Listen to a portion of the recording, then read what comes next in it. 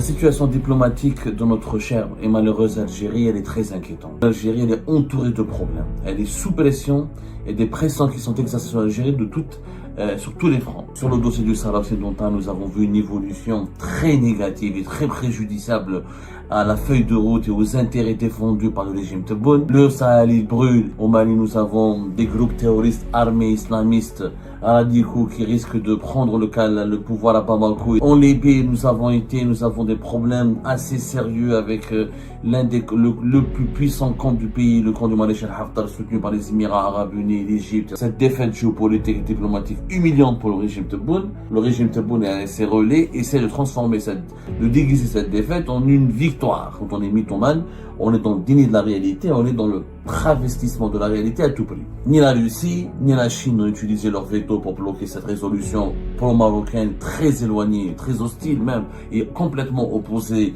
aux intérêts défendus par le régime Tebboune. Les véritables alliances que nous avons nouées, c'est la Tunisie, le Sahel occidental, la RAST, un pays qui n'existe pas encore, qui ne va jamais exister, et des amis, Turquie, Qatar et Italie. C'est tout ce qu'on a comme amis. C'est normal qu'on parle d'isolement géopolitique, d'isolement diplomatique. Le mot n'est pas faible. Le régime Tebboune est un régime inadapté à l'époque moderne.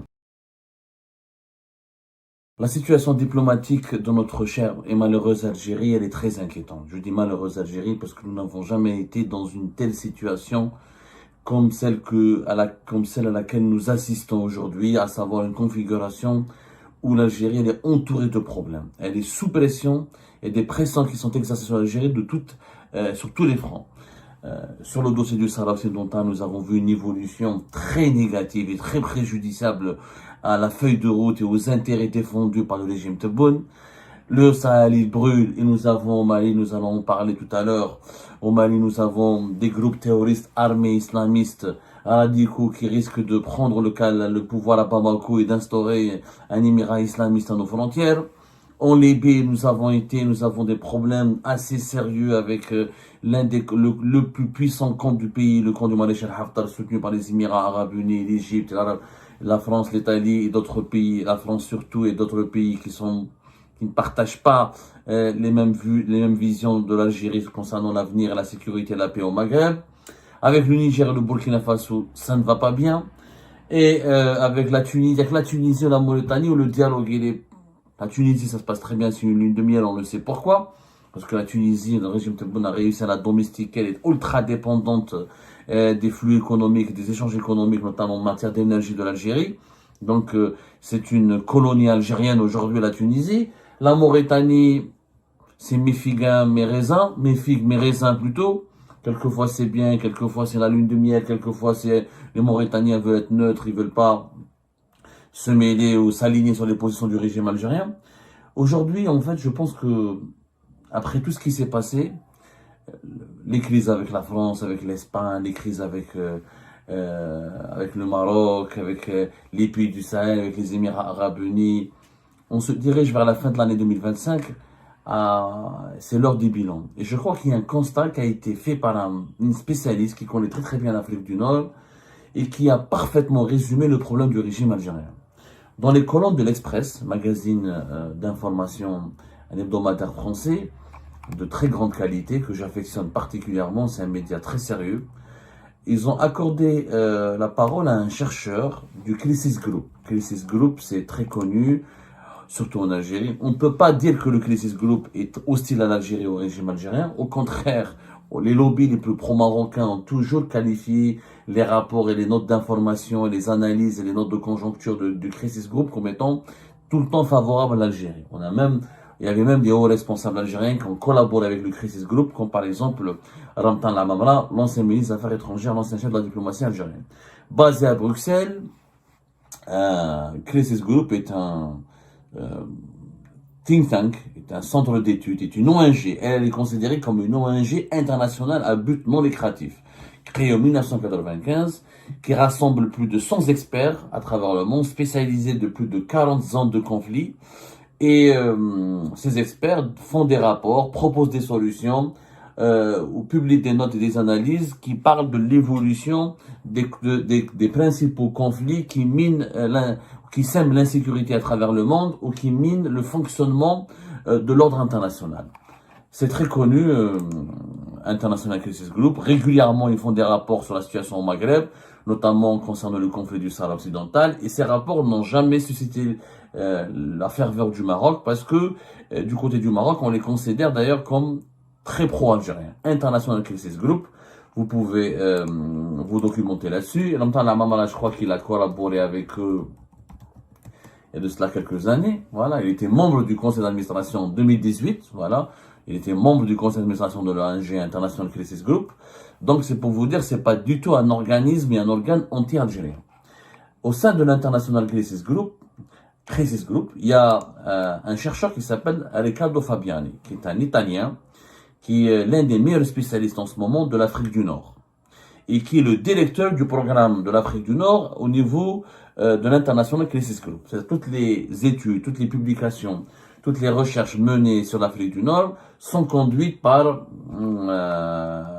ou sont supervisées, pas conduites uniquement. Il y a d'autres chercheurs, plusieurs chercheurs qui travaillent sur le Maghreb et l'Afrique du Nord, mais sous la direction de Riccardo Fabiani, qui est donc un analyste, fin observateur et un spécialiste vraiment de l'Afrique du Nord et du Maghreb. C'est quelqu'un de très sérieux, franchement très sérieux. On peut pas dire que c'est quelqu'un qui est partial. Alors on peut pas du tout le qualifier d'anti-algérien. Alors là, on peut pas du tout le qualifier d'anti-algérien. C'est quelqu'un au contraire qui a été largement Riccardo Fabiano a été largement interviewé par la presse algérienne. Récemment, il a parlé avec le Moudjahed, et très critique concernant la politique du Maroc. C'est-à-dire, je vous dis ça pour vous informer que c'est pas la peine de nous dire, ah, il a été payé par le Makhzen, il a été payé, etc. Je pense qu'il n'est même pas italien, il est portugais. Je suis en train de vérifier, je crois qu'il est portugais. Je pense qu'il est né à Lisbonne. Je crois qu'il est portugais, il n'est pas italien. Je pense, hein, j'en suis pas sûr. En tout cas, il est portugais, il est né à Lisboa.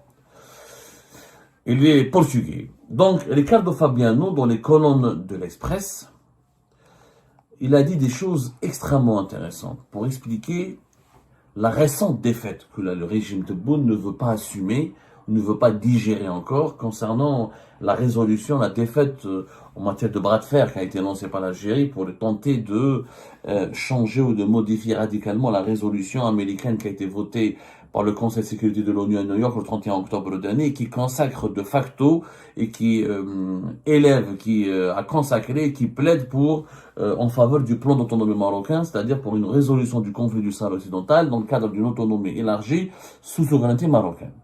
Cette défaite géopolitique et diplomatique humiliante pour le régime Tebboune a été falsifiée, fait l'objet de plusieurs interprétations de mauvaise foi et malhonnête en Algérie. Le régime Tebboune et ses relais essaie de transformer de déguiser cette défaite en une victoire. Vous savez, quand on est mythomane, parce qu'on n'est pas dans le mensonge, on est dans la mythomanie. Quand on est mythomane, on est dans le déni de la réalité, on est dans le travestissement de la réalité à tout prix. Riccardo Fabiano, dans les colonnes de l'Express, il a dit: l'Algérie refuse de sceller des véritables alliances. Elle ne peut donc pas compter sur ces pays quand elle a besoin. L'Algérie refuse de sceller de véritables alliances. Elle ne peut donc pas compter sur ces pays quand elle a besoin. Riccardo Fabiano a donné cette analyse quand l'Express lui a demandé son décryptage concernant les rapports de force entre l'Algérie et le Maroc et comment cette résolution ultra favorable au Maroc a pu être adoptée par le Conseil de sécurité de l'ONU, qui s'éloigne de plus en plus du principe d'autodétermination du peuple sahraoui pour aller vers le plan de la reconnaissance de la souveraineté du Maroc dans le cadre d'une autonomie élargie. Donc, ni la Russie, ni la Chine n'ont utilisé leur veto pour bloquer cette résolution pro-marocaine très éloignée, très hostile même, et complètement opposée aux intérêts défendus par le régime Tebboune et par les régimes algériens précédents, surtout par le régime Tebboune, parce qu'on l'a expliqué, il y a une rupture au niveau de la question du Sahara occidental entre le régime Tebboune et les autres régimes. Le régime Tebboune, il en a fait une question existentielle. Il l'a transformé en une cause nationale sacrée. Et alors qu'auparavant, les régimes précédents l'utilisaient comme un outil d'influence, comme un outil de soft power et comme un moyen de pression sur le Maroc. Tebboune, une question existentielle. C'est-à-dire la priorité absolue était consacrée, tous les moyens de l'État et du régime, de la diplomatie algérienne étaient mobilisés dans cette question, dans ce conflit du Sahara occidental, afin d'affaiblir le Maroc, de saboter son leadership, sa course au leadership, et de l'empêcher d'exercer sa souveraineté sur ce territoire. L'Express, dans leurs commentaires, avant de donner la parole à Riccardo Fabiano, ont fait aussi un commentaire très pertinent, très lucide. Parce qu'effectivement, le jour même de cette résolution, le 30 et 31 octobre, c'était 2 journées noires pour le régime Tebboune. Il y avait d'abord la résolution du Parlement français qui appelle à réviser et à supprimer ou à abroger le fameux accord de décembre 68 qui donne des droits très précieux à la communauté algérienne en France et des privilèges qui ont été arrachés après une guerre d'indépendance qui a nécessité de très nombreux sacrifices. Donc il y avait l'accord de 68 qui a été dénoncé par le Parlement français et 24 heures plus tard, il y a le vote du Conseil de sécurité de l'ONU qui donne l'avantage au Maroc au détriment du régime algérien. Du régime Tebboune notamment qui a, encore une fois, j'insiste que c'est lui qui a privilégié l'approche du rapport de force, l'affrontement et qui a transformé la question du Sahel occidental en une question existentielle placé sur le même pied d'égalité que la question palestinienne, et le régime algérien a adopté la question du Sahel occidental comme sa seule et unique boussole géopolitique. L'Express dit qu'il qualifie à juste titre, comme pratiquement tous les titres de la presse internationale, sérieuse et rigoureuse et lucide. C'est un brillant succès pour le Maroc. Et c'est une gifle pour le régime Tebboune, fâché avec tous ses voisins, à l'exception de la Tunisie, en proie à des guerres intestines de pouvoir au sein de son appareil sécuritaire. L'État algérien n'a plus de boussole diplomatique, figé dans son vieux logiciel non aligné des années 1960. Et là, l'Express cite Riccardo Fabiani, pas Fabiano, désolé, je me suis trompé. Riccardo Fabiani, avec sa fameuse... c'est un verdict, c'est pas une analyse, c'est vraiment un verdict. L'Algérie refuse de sceller de véritables alliances, elle ne peut donc pas compter sur ces pays quand elle a besoin. La Russie, son ami historique et fournisseur d'armes, n'a d'ailleurs pas daigné apposer son veto au vote tunisien. Le roi est nu, il n'est pas moins dangereux. Voilà, après l'Express parle des problématiques des tensions problématiques entre l'Algérie et la France. Pourquoi Riccardo Fabiani a en une seule phrase su comment résumer les défaillances majeures et dangereuses pour l'avenir de l'Algérie du régime Tebboune. Effectivement, Tebboune, depuis son arrivée au pouvoir, n'a pas su faire des alliés. À l'époque de Bouteflika, on avait des alliés. La Russie était un allié. La Chine était un allié. La Chine était un grand allié. Que Abdelaziz Bouteflika a su utiliser à maintes reprises au niveau du Conseil de sécurité de l'ONU pour défendre les agendas et les intérêts de son régime. Avec Bouteflika, les rapports avec la France étaient quelquefois turbulents, voire brûlants, mais il y avait une certaine stabilité. Et la France était le bouclier du régime de Bouteflika. Avec Bouteflika, les États-Unis d'Amérique avaient tissé d'excellentes relations. On avait d'excellentes relations amicales. D'ailleurs, Abdelaziz Bouteflika a été reçu à Washington par un président américain. Ce n'est pas le cas de Tebboune. Avec Abdelaziz Bouteflika, on avait d'excellentes relations avec les monarchies du Golfe, les Émirats Arabes Unis ou l'Arabie Saoudite, bien que très amis avec la monarchie marocaine, ont toujours su comment établir un équilibre entre l'Algérie et le Maroc. Ont toujours refusé de froisser l'Algérie ou de blesser l'Algérie pour faire plaisir au Maroc. Sur la scène africaine, avec Abdelaziz Bouteflika, on était respecté par nos voisins, le Mali notamment, les pays du Sahel, le Nigeria, les grands pays, l'Égypte. Malgré les tensions qui ont eu lieu en 2010 avec le match de football et l'agression de l'équipe nationale de football. On a eu toujours des alliés. Avec Abdelaziz Bouteflika, on avait des alliances. Avec Tebboune, les Chinois ont quitté l'Algérie, Tebboune les a bloqués partout, les a remplacés par les Turcs. Mais regardez le génie de Tebboune. Tu pousses à la sortie les Chinois, qui sont membres du Conseil de sécurité de l'ONU, qui ont un droit de veto, qui font partie des 3 grands pays émetteurs d'investissements directs étrangers, qui est la 2e puissance économique du monde, pour les remplacer par la Turquie. La Turquie, elle est respectable, mais elle est juste une puissance émergente. Elle n'a pas le niveau ni la puissance de la Chine. Et elle n'est pas membre permanent du Conseil de sécurité de l'ONU. Et elle est très pro-américaine, très pro-occidentale, et elle même, en dépit de son discours anti-israélien, elle a des rapports économiques importants avec Israël. Et dans cette lutte de leadership avec le Maroc, la Turquie n'a jamais s'est positionnée en faveur de l'Algérie contre le Maroc. L'idiotie. La même chose, Tebboune, l'intelligent. Il se brouille avec les Émiratis et les Saoudiens pour construire une relation exceptionnelle avec le Qatar. Sauf que le Qatar, comme les Émirats et l'Arabie Saoudite, ne reconnaît même pas l'existence du Polisario, il reconnaît la marocanité du Sahara occidental. De un. De deux, les Émirats sont très amis avec les Chinois et les Russes, beaucoup plus que les Qataris. Ils sont très amis aussi avec les Français, les Européens et les Américains. Du coup, on a poussé les Émiratis à adopter une politique hostile contre nous et à se rapprocher du Maroc. La Russie, au départ, on voulait être pro-russe. Ensuite, Tebboune a changé de cap parce que les Russes n'ont pas voulu le parrainer, n'ont pas voulu croire en lui, ni miser sur lui, et n'ont pas aidé à entrer dans le club des BRICS. Il fait un virage américain. Il froisse les Russes, les relations deviennent froides, et à la veille du vote du Conseil de sécurité de l'ONU, il essaie de se rattraper, de corriger ses bêtises avec les Russes. On n'a pas d'alliés. Aujourd'hui, effectivement, l'Algérie n'a pas d'alliés. Elle a des partenaires. L'Algérie de Tebboune, les Turcs sont des partenaires, mais ne sont pas des alliés.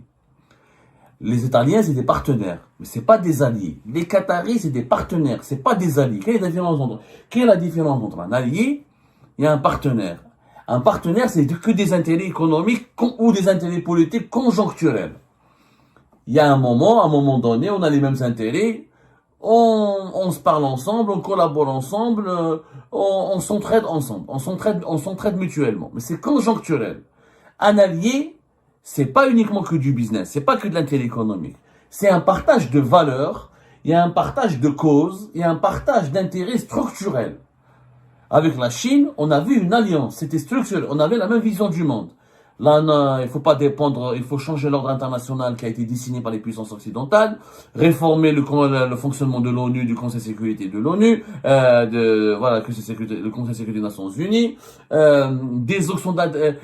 s'émanciper de l'impérialisme occidental, revoir le fonctionnement de l'ordre international, aider les pays africains à se développer économiquement sans s'ingérer dans leurs affaires politiques internes, créer des liens politiques basés sur les intérêts communs et non pas des liens sulfureux ou incestueux avec des classes dirigeantes de ces pays africains ou arabes. Ça, c'était un allié, parce qu'on a la même vision. Un allié, c'est celui avec lequel tu as la même vision du monde. Est-ce qu'on a, avec la Russie, on avait la même vision du monde. Avec certains pays africains, on avait la même vision du monde. Tebboune n'a pas d'allié, parce qu'il ne partage aucune vision. Il n'en a pas une d'ailleurs, il n'a pas lui-même une vision du monde. De deux, les Italiens, Meloni, c'est pas un allié, elle est pro-Israël. Elle refuse de reconnaître l'État palestinien. Donc elle ne partage pas la même vision du monde que l'Algérie. Elle n'a pas de positionnement anti-marocain favorable réellement au Polisario dans le dossier du Sahara occidental, même si par le passé elle avait des positions très critiques à l'égard du Maroc, mais pas plus. Mais elle n'a pas elle n'a jamais cherché à construire avec l'Algérie une alliance politique. C'est pas le cas de la Chine ou de la Russie ou des États-Unis ou d'autres pays importants, etc. Le Qatar est l'ami de tout le monde. Le Qatar, c'est l'opportunisme excellent. Il est ami avec l'Algérie, il est ami avec le Maroc.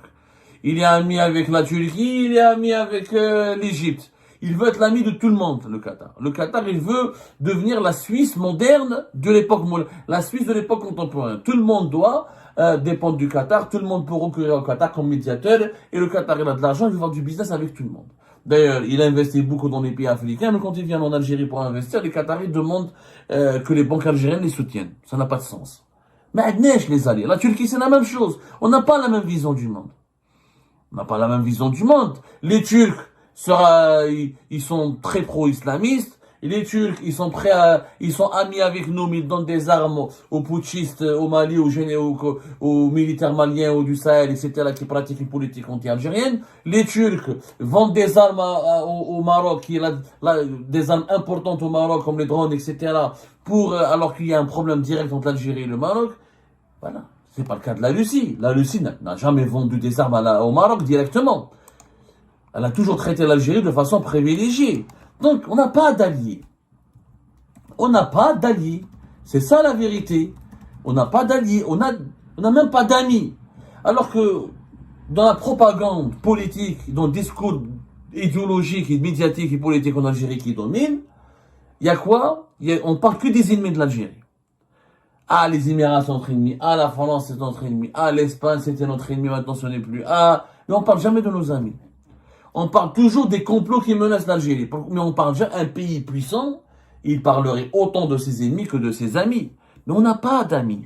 La preuve, ce qui était humiliant, c'est pas que on peut comprendre que Donald Trump, le plus puissant au monde, soutient la marocaine du Sahara occidental. Non, on n'allait pas renverser la vapeur. Le régime Tebboune, on lui a pas demandé d'empêcher que Donald Trump soutienne la souveraineté du Maroc du Sahara occidental. C'est pas cela.